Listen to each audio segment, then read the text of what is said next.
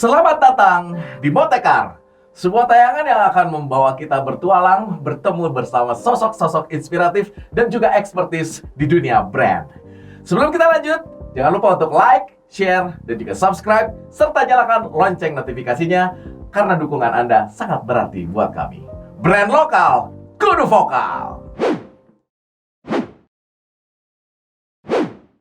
And here we go. Kali ini Motekar akan kopdar bareng seorang juragan yang suka kasih modal buat UMKM. Kebayang nggak? Juragan yang kasih modal buat UMKM. Tajir melintir, guys! Hari ini kita akan belajar bagaimana cara kita selaku pengusaha bisa mendapatkan modal untuk percepatan dan juga pertumbuhan dari bisnis kita, atau dalam perjalanan kita membangun brand. And this is Bang Fikri Hadari. Halo Bang. Alhamdulillah, sehat Bang. Gila, makin ganteng aja nih Bapak ini. Bang, gue mau langsung tanya-tanya ya. Ya. Bang, gimana sih rasanya jadi juragan yang suka modalin UMKM? Buat tiap hari bagi-bagi duit, kasih modal ke UMKM. Gimana rasanya Bang? Ya, artinya kita sangat bersyukur ya bisa berbagi kepada pengusaha mengembangkan UMKM. Jadi bukan saya yang juragan, jadi di bawah teman-teman lah yang di lapangan itu yang membantu untuk memberikan modal kepada para pengusaha UMKM, gitu, Kang Bro. Asik. Udah Akang Bro ya. Berhubung kita di Sunda, jadi bronya pakai Akang. Iya. Bang, kenapa sih UMKM jadi concern dari permodalan yang Abang berikan? Ya, karena UMKM itu kan bagian dari penggerak ekonomi bangsa. Jadi di mana di saat ekonomi bangsa itu bisa tumbuh, maka secara nasional kesejahteraan masyarakat akan meningkat. Ya. Gitu, Bang. Karena selama ini juga ketika pandemi si UMKM ini bisa survive ya. Betul. Bahkan kalau di lingkungan saya nih, teman-teman saya nih, banyak justru yang ketika pandemi itu malah jadi naik drastis. Betul. Gitu. Itu hal yang luar biasa. Kalau perusahaan-perusahaan besar nih kolaps, UMKM kita terus bergerak ya. Terus bergerak. Signifikan ya untuk menjadi penggerak ekonomi bangsa. Apa sih Bang kriteria dari UMKM yang bisa Abang modalin? Oh iya, kalau kriteria UMKM yang bisa dimodalin, pertama harus punya usaha. Iya dong. Punya usaha, kemudian dia punya track record. Jadi kalau di pemberian kredit pinjaman itu kan ada namanya analisa 5C. Apa tuh 5C? 5C itu yang pertama karakter. Karakter orangnya seperti apa. Yang kedua kapital, modalnya dia. Yang ketiga itu capacity, kapasitas usahanya. Yang keempat itu kolateral. Tapi biasanya kolateral ini ya agunan. Biasanya kolateral ini yang kelima. Yang keempat itu condition ekonomi. Nah, yang kelima baru si kolateral tadi, agunan. Makanya dalam permodalan itu kan ada namanya KUR. Nah, KUR itu kredit usaha rakyat itu C yang kelima ini tidak menjadi kewajiban. Yang 4C aja yang itulah yang membedakan antara KUR dan pinjaman komersial lainnya, karena dia tidak berbasis pada agunannya, tapi lebih cenderung pada 4C ini. Jadi pelaku UMKM punya usaha dan sudah berjalan minimal 6 bulan, nah itu sudah bisa mengajukan. Kenapa 6 bulan? Karena dari 6 bulan ini bisa terlihat tadi karakter, bagaimana pembayarannya, kapasitasnya, itu akan terlihat di historical 6 bulan ini. Bang, kalau si kolateral ini kita hilangkan, apakah itu menghilangkan trust dari si pemberi kredit, atau seperti apa? Kan ini sesuatu yang sebetulnya biasanya dipegang kan, misalkan ya kita berdua nih, Bang, gue pinjam duit dong, oke jaminannya handphone misalkan. Nah, ketika handphone ini dihilangkan untuk teman-teman yang ingin memberi modal, nah, Abang gimana naruh kepercayaan ke mereka gitu kan? Itu satu hal yang menurut saya, wow, luar biasa. Tapi sebelum dijawab, kita jeda dulu sejenak dan kita kembali lagi setelah yang satu ini.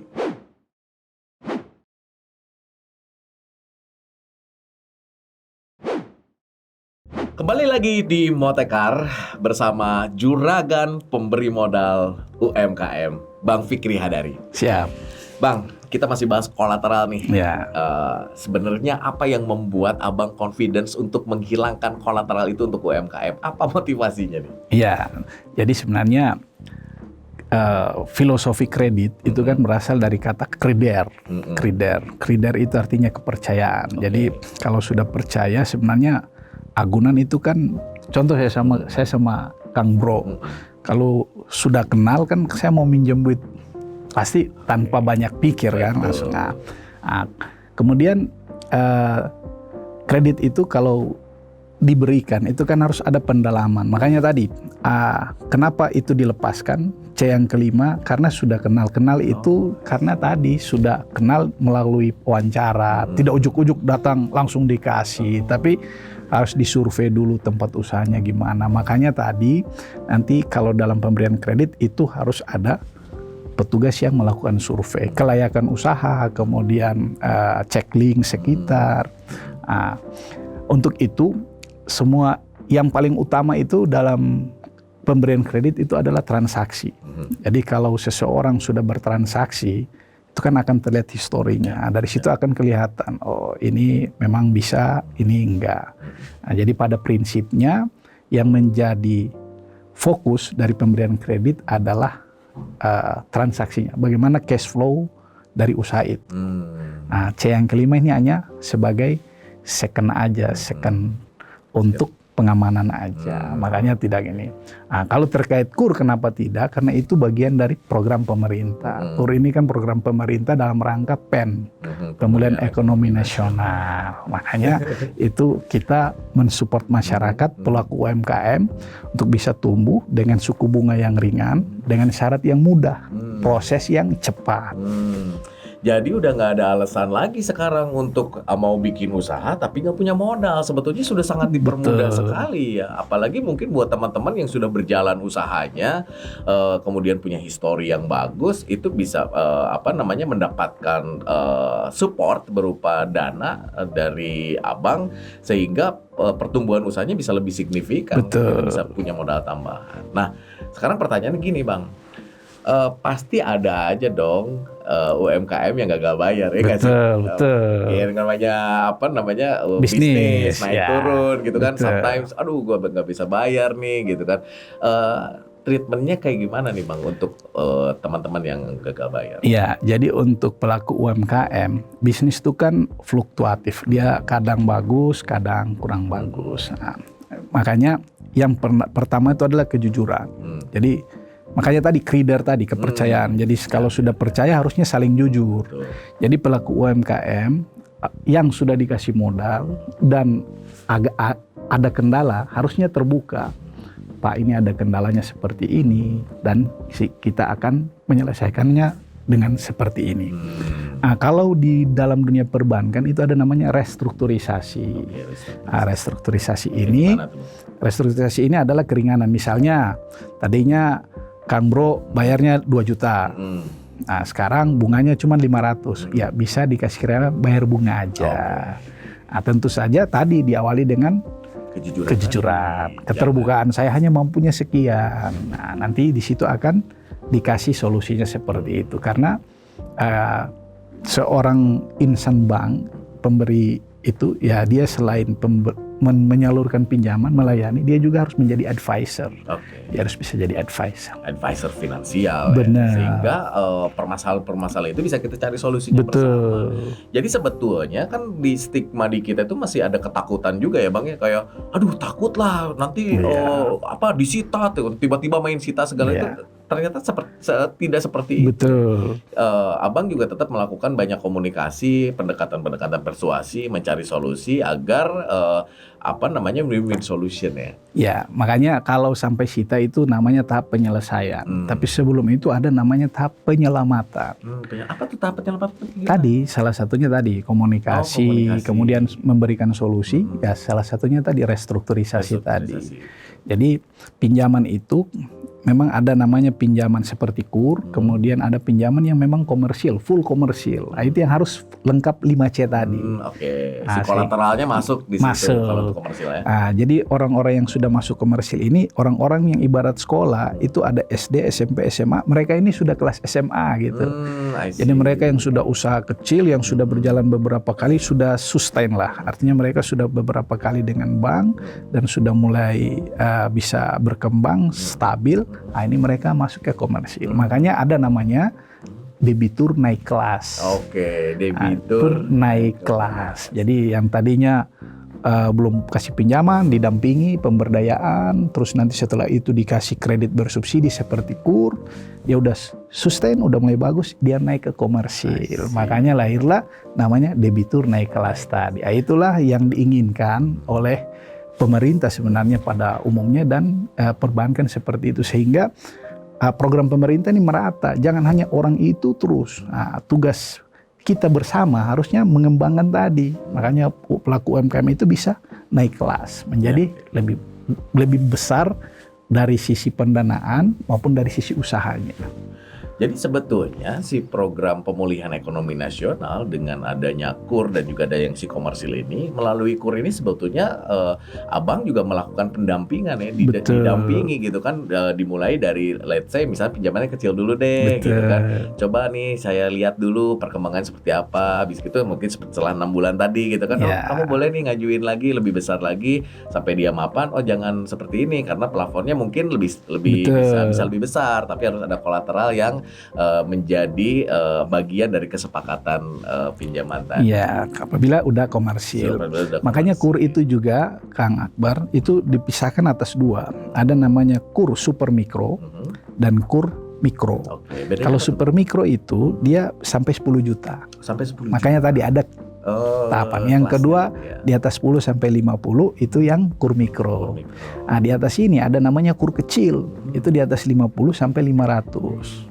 Pembedanya apa, Bang? Tadi dari sisi nominal, yang kemudian dari sisi tadi size usaha. Jadi kalau usaha yang memang kecil, ya jadi jangan ujuk-ujuk usahanya kecil, cash flow-nya sebulan hanya 300.000 bersih ya net, minta kredit 500. Nah, itu yang makanya tadi jadi jangan sampai pelaku UMKM beranggapan bahwa kita ngurus kredit dikasih sekian. Nah, itu karena memang sudah dihitung berdasarkan kemampuan. Makanya akan ada petugas yang mensurvei. Tujuannya itu untuk menyesuaikan antara kemampuan dan berapa yang layak diberikan. Sehingga ke depan jangan ada yang tadi yang Kang Bro sampaikan, ada kredit yang menunggak. Nah, itu karena melebihi kapasitas dia. Kalau sudah sesuai kapasitas, kecuali ada faktor eksternal yang biasa dibilang kayak misalkan pandemi gitu kan, itu faktor eksternal juga ya, yang di luar kuasa kita, bencana alam atau hal-hal. Force majeure namanya. Yes. Nah, sekarang kita ngomongin ke si UMKM gagal bayar nih. Nah, apa aja sih yang selama ini menyebabkan si UMKM ini gagal bayar? Faktornya itu apa aja yang biasa Abang temuin? Ya, yang biasanya yang pertama tadi faktor eksternal force majeure. Yang kedua, kalau tadi di awal karakternya sudah bagus, nah ini biasanya karena kelupaan. Jadi gagal bayar itu kan sebenarnya tidak sesuai dengan waktu yang ditentukan. Misalnya realisasi tanggal 25, harusnya dia bayarnya sebelum itu. Nah, makanya itu pelaku UMKM itu istilahnya harus menabung. Jadi apabila ada pendapatan, dia harus menyisihkan untuk menabung. Jadi dengan adanya uang di tabungan itu akan membantu dia. Jadi jangan tunggu pas jatuh tempo baru bayar. Nah, itu kan repot. Tapi kalau sudah menabung kan itu akan terjaga. Kalaupun selisihnya dikit-dikit kan bisa dicari untuk nutup. Nah, kemudian kalau gagal bayar itu biasanya juga di rantai pasok. Biasa kan usahanya ada bahan baku terhambat atau pemasarannya ini. Nah, seperti kemarin kan PPKM itu cukup betul. sangat signifikan itu. Jaluran distribusi ketutup semua Betul. ya, sehingga arus lalu lintas barang, transaksi pun menjadi terhambat.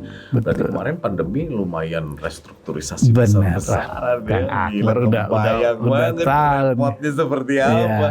Tapi sekarang udah mulai membaik ya. Udah membaik, alhamdulillah udah membaik, sehingga nasabah juga udah mulai bisa membayar. Tapi itu jadi kuncinya kalau saya pelaku UMKM yang baik itu harusnya dalam mindsetnya itu bukan mindset kredit, tapi harus mindset menabung. Iya, setuju banget. Jadi kalau dia sudah mindset menabung, maka dengan sendirinya dia akan mudah dalam kredit tadi. Betul.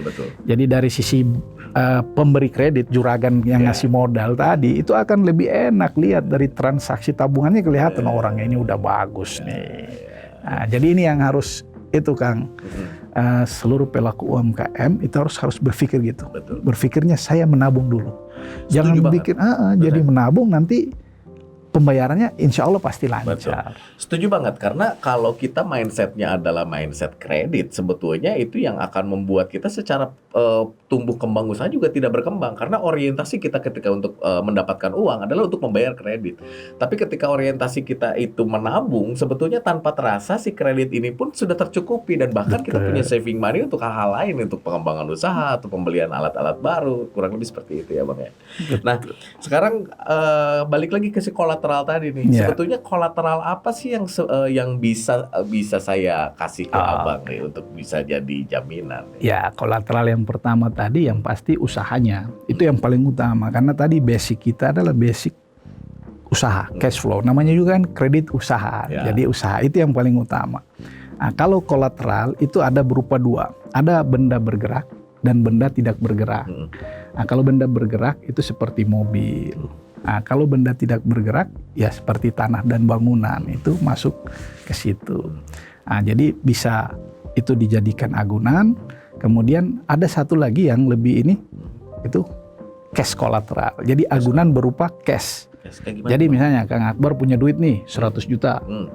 Saya mau bisnis, cuman duit ada, cuman saya nggak mau. Saya mau minjem deh. Nah, ini dijadikan agunan.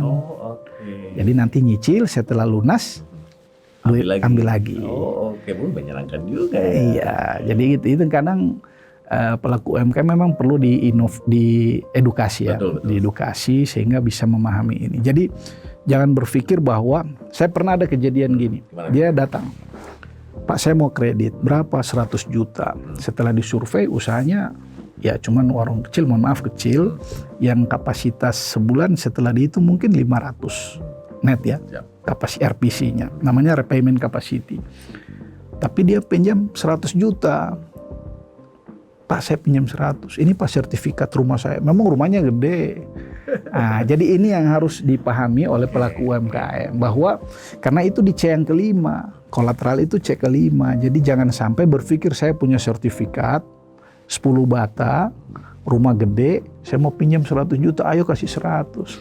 Nah, sebenarnya yang juragan, semacam juragan mau ngasih nggak masalah, jangan kan 100 juta, 200 juta. Cuma nanti kasihan dianya pada saat pembayarannya, kasihan tidak sesuai dengan kemampuan dia. Sesuai dengan namanya repayment capacity, RPC-nya, capacity. Menarik.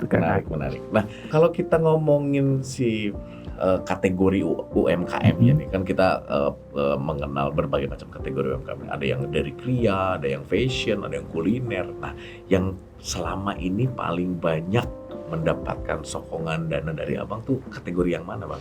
Ya, kalau di Tasik ya pasti kria lah, kria lebih banyak kria. Cuman kan itu ada, kalau di kita ada namanya untuk perdagangan, jasa. Nah, tapi kalau di sini lebih banyak perdagangan. Nah, tapi sebenarnya harusnya harapannya lebih banyak ke pertanian. Cuman biasanya para pelaku UMKM pertanian itu mereka punya dual usaha. Jadi selain pertanian, karena pertanian ini kan musiman, hanya ada di backup dengan usaha yang lain yang rutin secara bulanan. Oke. Saya mau tanya tentang program apa aja yang ada di Abang yang sekiranya bisa dideliver ke teman-teman UMKM untuk bisa mendapatkan pendanaan. Tapi setelah yang satu ini.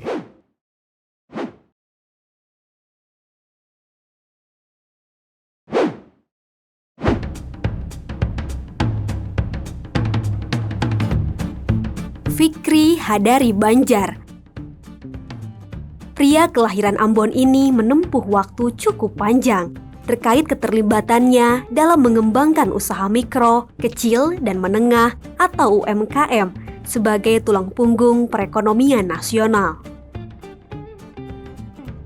Sebelum bersinggungan dengan pengembangan potensi UMKM di daerah, ia sempat menjadi tenaga frontliner Bank Rakyat Indonesia di Kepulauan Maluku selama 6 tahun dan tenaga pemasar di Saumlaki MTB 2 tahun lamanya. Hingga akhirnya pada tahun 2014 sampai 2020, ia menjadi bagian dari Divisi Kebijakan dan Strategi Mikro Kantor Pusat Bank Rakyat Indonesia. Dan sekarang menjabat sebagai manajer pemasaran mikro di Bank Rakyat Indonesia Tasikmalaya. Sebuah perjalanan panjang telah membawanya untuk membangun ketangguhan dari para pelaku UMKM. Ada banyak hal berkesan yang secara pribadi membuat hatinya terharu ketika mendengar pelaku UMKM yang merasa sangat terbantu dengan keberadaannya sebagai seseorang yang memegang kendali atas modal yang dikhususkan untuk membantu pengembangan UMKM. Salah satu kisah yang menurutnya paling berkesan adalah ketika para pelaku UMKM selalu menghubunginya untuk menceritakan masalah dan meminta solusi. Tentu menjadi kepuasan tersendiri bagi Fikri Hadari bisa membantu dan melihat semangat dari para pelaku UMKM.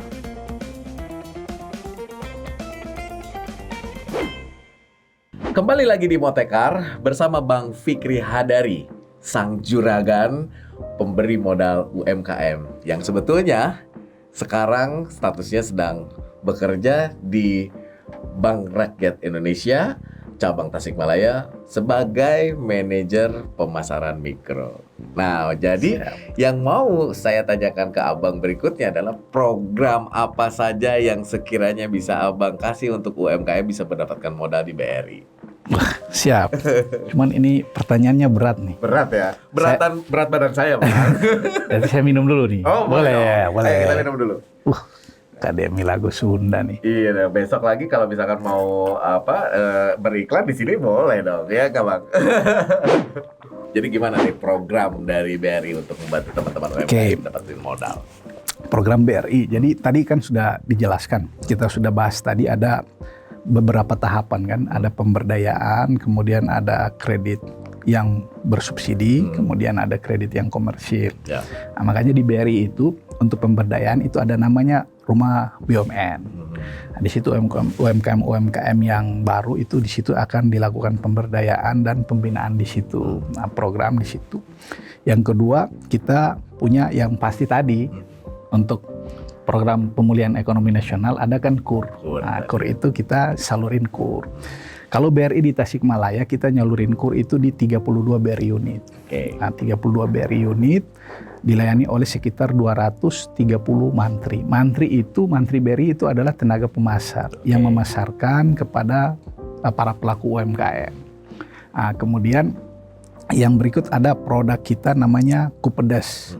Ini yang tadi untuk yang komersil tadi yang sudah yang ada kolateral. Yes, itu untuk Kupedes. Nah, kemudian kita juga sekarang programnya itu kita bagaimana bersinergi dengan kan ada dua kemarin, itu PNM sama Pegadaian.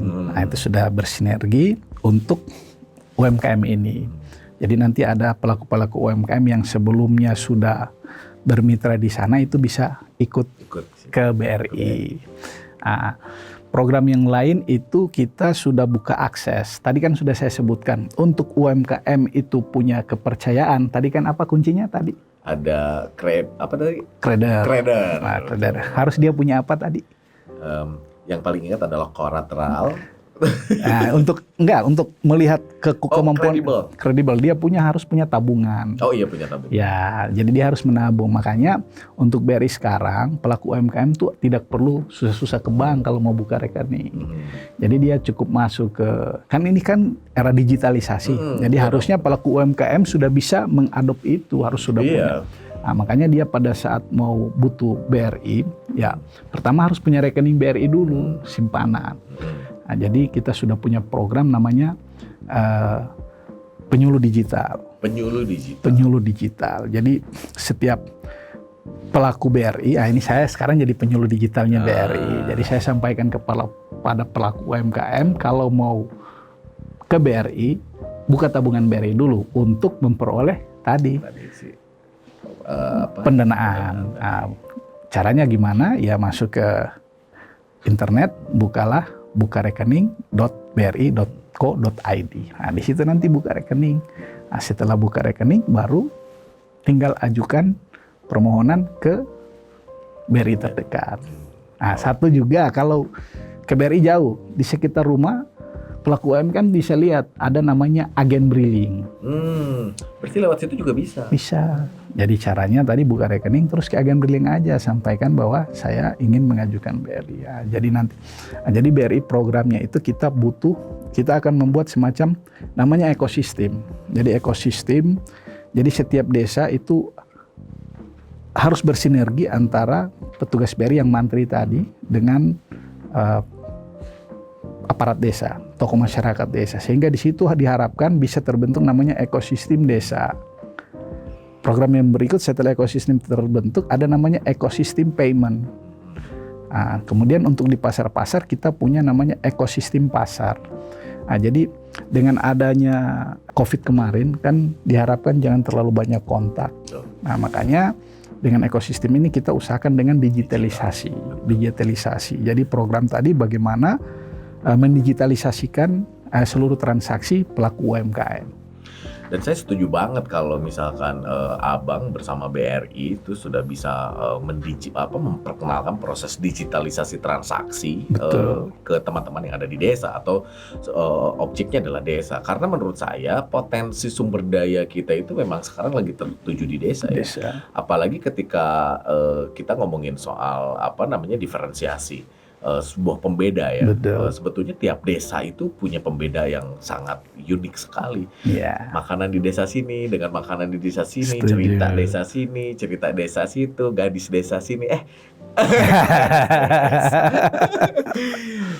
Ketika ini ditambah dengan digitalisasi, sebetulnya desa itu punya exposure yang sangat luar biasa. Ketika narasi ini dibangun berdasarkan otentik yang memang ada di desa itu. Dan sekarang BRI sudah mempermudah akses itu dengan pendanaan dan juga proses pendanaannya bisa by digital ya. Nah, sekarang Bang, kalau kita ngomongin ke desa gitu, ke perjalanan Abang bersama BRI, ketemu banyak orang, nasabah dengan rupa-rupa warnanya. Pengalaman paling ajaib apa yang pernah Abang temuin saat Abang ketemu orang-orang di lapangan? Jadi memang pelaku UMKM tuh unik. Tadi saya sebelum ke sini tadi kita ada kegiatan namanya Grebek Pasar. Jadi bagaimana penyuluh digital, pekerja BRI sebagai penyuluh digital itu bisa memberikan pemahaman literasi kepada pelaku UMKM yang ada di pasar. Tadi kita ke pasar Cikurubuk tadi. Jadi kita digitalisasi pasar di Cikurubuk. Yang paling unik pengalaman itu, jadi pelaku UMKM itu jangan dilihat dari penampilan. Celana pendek, orangnya agak deso gitu kan. Jangan salah. Jadi pinjamannya hanya sekian. Tapi ternyata saya punya nasabah dulu. Saya kan dulu di ujung sana kan. Di mana tuh ujung sana? Saya dulu di Maluku, Pak. Maluku? Ya, saya dulu di Maluku. Ternyata di Maluku. Saya dulu di sana. Jadi ada nasabah saya tuh penjual martabak. Jadi waktu saya SD, dia jual martabak. Saya SMP jual, saya kuliah, pulang liburan jual martabak juga. Saya kerja BRI beli martabak di dia. Jadi masih jual martabak. Konsisten, Bang. Iya, tapi setelah ditanya, anaknya 3, sarjana semua. Sawahnya udah ada, rumahnya di Jawa banyak. Jadi pelaku UMKM itu memang unik. Jadi mereka itu mengambil kredit bukan untuk mengembangkan size usaha, tapi mengembangkan kesejahteraan. Jadi kesejahteraan mereka tuh meningkat. Nah, walaupun size usahanya segitu-gitu aja. Tadi di Pasar Cikerubuk ketemu namanya Pak Agus Rahmat. Dia nasabah KUR. Saya nanya, KUR berapa? Dulunya 8 juta. Kedua 15, ketiga 30, keempat 30. Udah 4 kali ambil, Bang. Usahanya jual bumbu dapur. Nah, tapi usahanya segitu aja selama ini. Jadi yang pertama 8 juta nambah modal. 15 juta kemarin bilangnya bikin kosan. Bikin kosan. 4 pintu. Jadi lanjutkan. Jadi udah ada terus lanjut. Yang ketiga 30 juta beli anak motor CBR. Wih, ini gokil. Yang keempat saya nanya 30 juta untuk apa? Beli tanah. Tapi usahanya cuman itu. Di Pasar Cikerubuk. Ya itu yang. Jadi kalau saya pengalaman, kalau Kang Bro Akbar tanyakan pengalaman saya, ya saya merasa bahagia saja dengan pelaku UMKM, kita bisa membantu mereka, memberikan manfaat dan kesejahteraan meningkat, itu suatu kebahagiaan tersendiri. Di saat melihat anak-anak mereka berhasil, itu sudah menurut saya semua pekerja BRI di semua lini itu pasti sudah sangat memahami itu. Bagaimana memberikan manfaat dan tentu saja seperti yang selalu kita slogan BRI, semangat BRI itu memberi makna Indonesia. Memberi makna Indonesia, gitu kan Bro.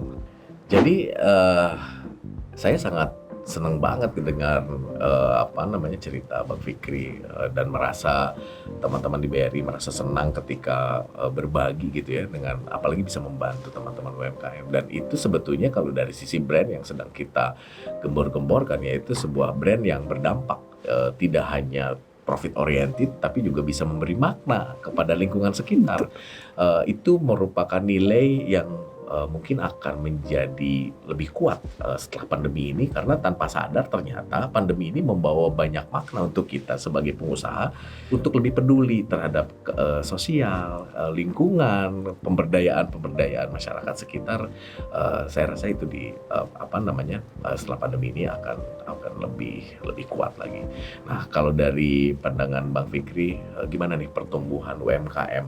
Kalau Bang Fikri ngelihat arus transaksi yang sekarang gitu, terus teman-teman UMKM yang sudah mulai bisa bergerak untuk membayar kredit-kredit yang kemarin sempat tertunda dan direstrukturisasi, pertumbuhan UMKM setelah pandemi ini di Tasikmalaya gimana menurut Bang Fikri? Ya, jadi kalau pertumbuhan, jadi kemarin kita agak flashback ke belakang ya. Jadi kemarin teman-teman di lapangan, teman-teman mantri itu selama masa pandemi itu tetap bekerja mensupport pelaku UMKM. Jadi pelaku UMKM yang agak udah mulai terpengaruh itu segera didatangi dan ini untuk direstrukturisasi tadi. Alhamdulillah dengan adanya sudah dibuka lagi, PPKM sudah turun, bahkan sudah mulai normal ini sudah mulai terlihat perbaikan. Jadi transaksi sudah mulai masuk, pelaku UMKM sudah bergerak semua. Beberapa sudah tidak restrukturisasi, artinya restrukturisasi itu sudah berhasil. Pelaku-pelaku UMKM ini sebenarnya butuh penguatan. Yang tadi disampaikan Kang Akbar, mereka butuh diberikan pendampingan, kemudian selama masa pandemi tadi harus care ya, bagian dari empati itu sudah dilakukan. Itu yang membuat kedekatan antara pelaku UMKM dan BRI di situ, karena teman-teman mantri itu selalu ada di depan, baik itu masa pandemi maupun sekarang. Sekarang terkait dengan kondisi sekarang ini sudah cukup signifikan ya perubahannya. Harapannya ini bisa terus berjalan, kita terus mensupport pelaku UMKM dengan tadi penyaluran KUR, kemudian digitalisasi untuk rekening. Pada prinsipnya itu kita diarahkan untuk selalu tulus melayani dalam kondisi apapun. Seperti baju saya. Bekerja tulus itu keren. Jadi BRI itu selalu ini sama kalau direktur kita tuh memang mengarahkan itu. Jadi seluruh pekerja insan BRI itu harus bekerja tulus dalam kondisi apapun. Pandemi kemarin, karena UMKM ini adalah tulang punggung. Jadi menurut kita tulang punggung ekonomi, roda ekonomi ini. Kalau UMKM ini kita terus support, ini insya Allah ekonomi negara, pemulihan ekonomi nasional bisa lebih baik. Dan kita sebetulnya harus belajar dari bagaimana cara Bank Rakyat Indonesia membangun engagement dengan konsumennya, dan itu adalah hal yang kita kejar sebagai pemilik brand, yaitu membangun loyalitas konsumen. Dan dengan kita engage dengan konsumen kita, maka loyalitas itu akan terbentuk karena ada ikatan emosi antara si konsumen dengan brandnya. Nah, itu yang harus kita pelajari dari perbincangan kita bersama Bang Fikri hari ini ya. Mudah-mudahan teman-teman bisa mengeksekusi terus-menerus kedekatan dengan konsumen, sehingga itu bisa memperkuat loyalitas dari konsumen brand teman-teman. So Bang, sebelum kita berpisah, Aduh, udah mau berpisah nih.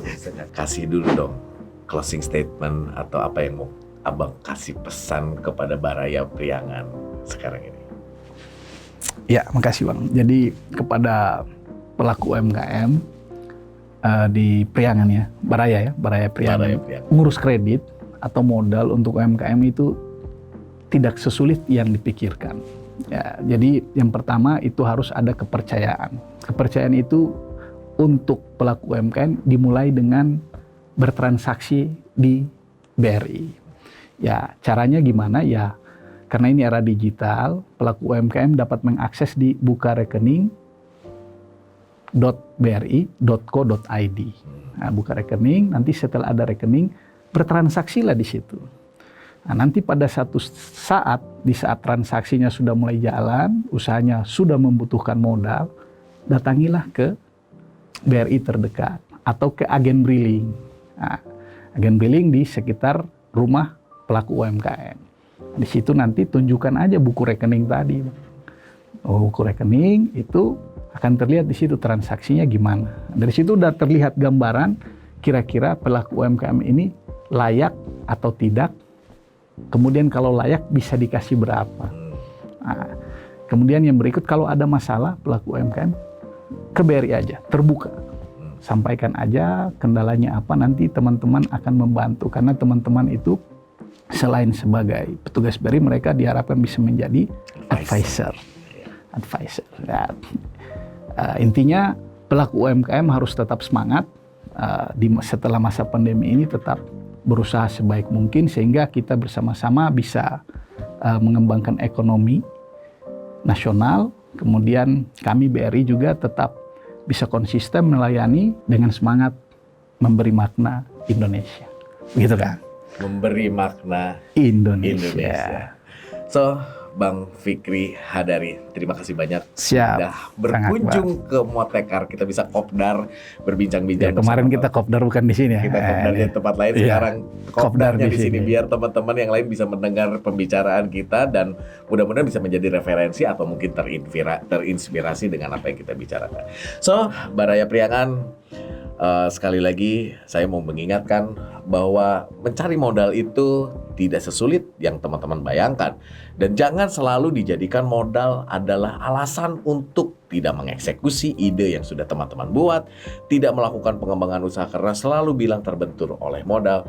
Cobalah teman-teman mencari banyak insight bagaimana caranya kita bisa mendapatkan modal. Seperti salah satunya yang sudah kita bicarakan tadi, bagaimana caranya kita bisa mendapatkan modal dari perbankan. Dan ternyata setelah kita tahu tidak susah-susah amat, ternyata banyak hal yang bisa menjadi excuses, bahkan kolateral atau jaminan itu bisa dihilangkan ketika teman-teman menggali insight dari bagaimana cara mendapatkan modal untuk perkembangan usaha teman-teman. So, Bang Fikri, sekali lagi terima kasih banyak. Siap. Jangan lupa untuk selalu mampir ke sini. Siap. Baraya Priangan, brand lokal, kudu vokal.